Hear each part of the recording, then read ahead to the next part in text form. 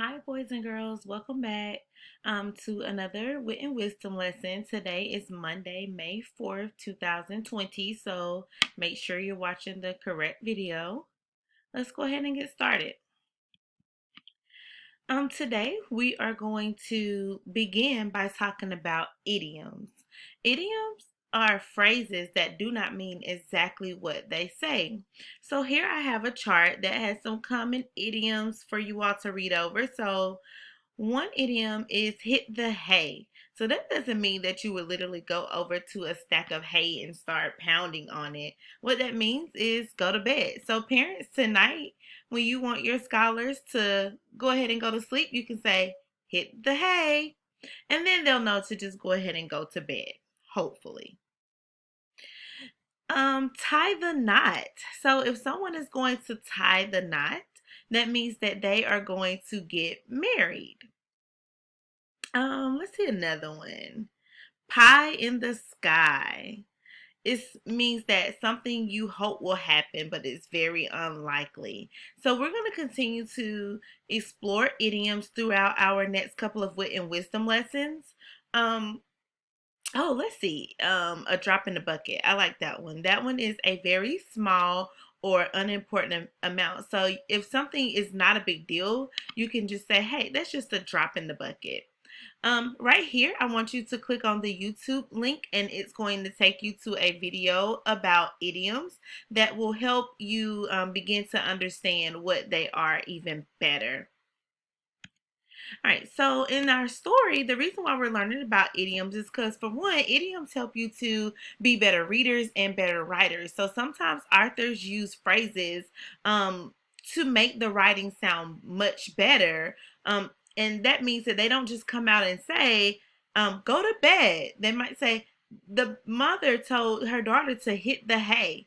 And so it's important for you all to know and recognize these idioms so that when you're reading, you can have a better understanding of the text that you're reading. And therefore, in Cinderella, there were some idioms that the author used. Now, I'm not going to have you go back and listen to the story again because we're going to start a new book today. Yay! But we are going to go back and look at some pages from our previous text of Cinderella.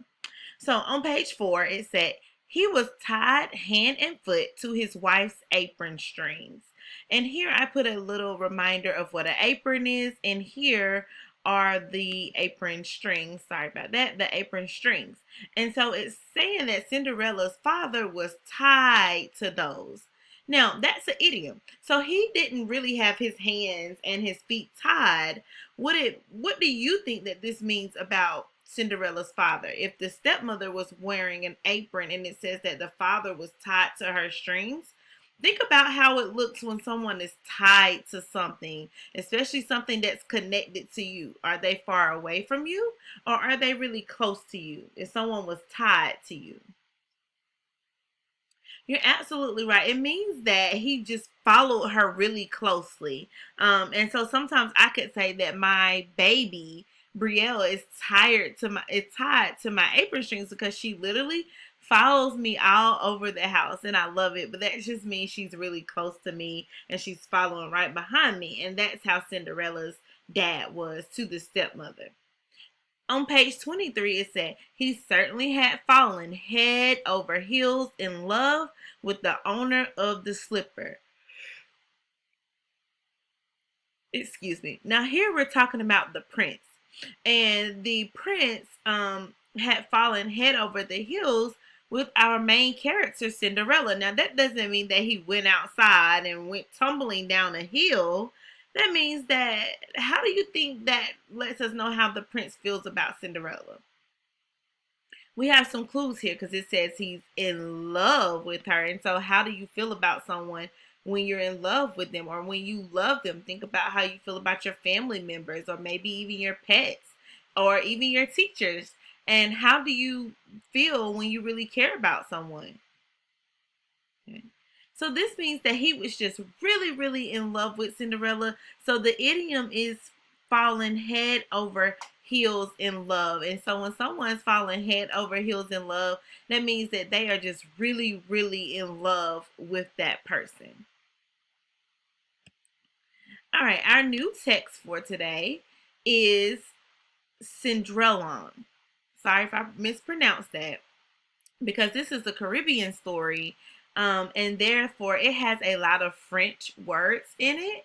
But we're just going to look at the front cover and the back cover. And what you're going to do today, the author of this, let me back up. The author of this story is Robert Sansucci, and the illustrator is Brian Pinkney.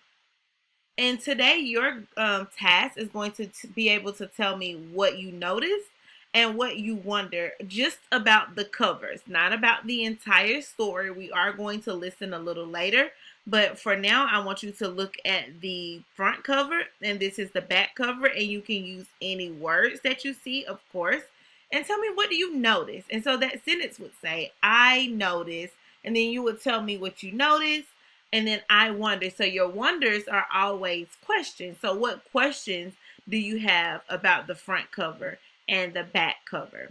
That's going to be one of your tasks for today. And what I want you to do next is go ahead and click on the link. Now, I will say that this story is really lengthy, but you need to listen to it in its entirety because it's going to lead us onto tomorrow's lesson, which is retelling the story. So you won't be able to retell the story if you have not listened to it. And it's just easier for me, parents, to just put a YouTube link in it. You can kind of fast forward until the lady starts to actually read the text, and then let your scholars listen to it in its entirety. So once you listen to it, I want you to come back to the video, and we're going to talk about the story elements. Let's go ahead and talk about these, but make sure that you have listened to the story first, or this part would be a bit confusing and you won't be able to do your next task for today. I hope that you all enjoyed that story. It's very beautiful, and it actually gives us a more insight into another Cinderella story, because the purpose of this module is for us to be able to compare all of the stories and to discuss why these characters are admirable. So your characters here is Cinderellon, Nanan, Paul, Monsieur, Madame, and Madeline. The main character is here. That's why we put a star. Our Cinderella characters are always our main characters in these stories. The setting was long ago on an island in the Caribbean Sea. Cinderellon's house and then Paul's mansion is where the main settings in this story take place. Now, what you're going to do today is you are going to write down the problem and the resolution for me. Before you do that, I'm going to go ahead and read to you some events from the story. So the first thing that happens is that her father remarries her stepmother. Stepmother is very mean to her, and this is something that we know reoccurs throughout every Cinderella story.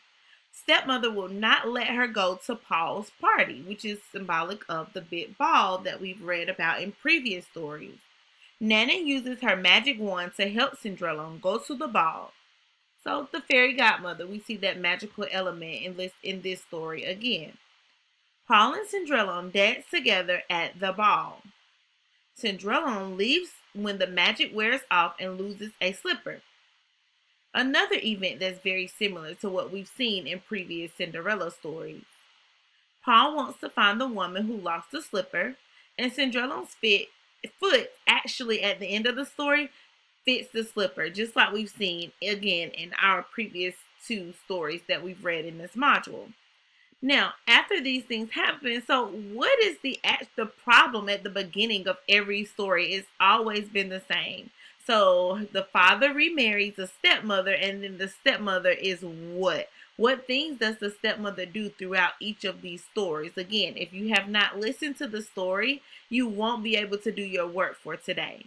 And then after these things happen, our last event Her foot actually fits into the slipper, and what happens after that? That's the resolution. What happens at the very end of the story? What do the characters do? Is what you will write here. All right, so a brief overview is what you have to do today. What did I need to turn in? So you need to write one notice and one wonder about the book covers. And you can go back to here throughout our presentation and look at those since we don't have the book in hand. I put the front and back cover there for you. You're going to do one notice. I notice blank. I wonder blank. And then make sure you put punctuation at the end. Then you're going to tell me beside number 3 what the problem of the story is, and you can start it. I have your sentence frame.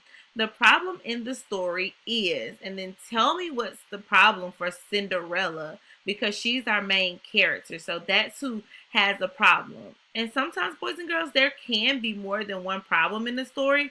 So go ahead and give me the big problem in this story.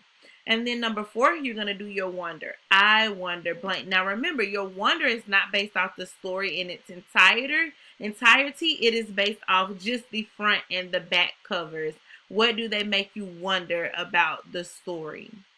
All right, if you have any questions about today's lessons, you can always reach out to your fabulous first grade teachers and we will be glad to help you. I'm looking forward to a week filled with learning. Love you all, and let's see that beautiful work.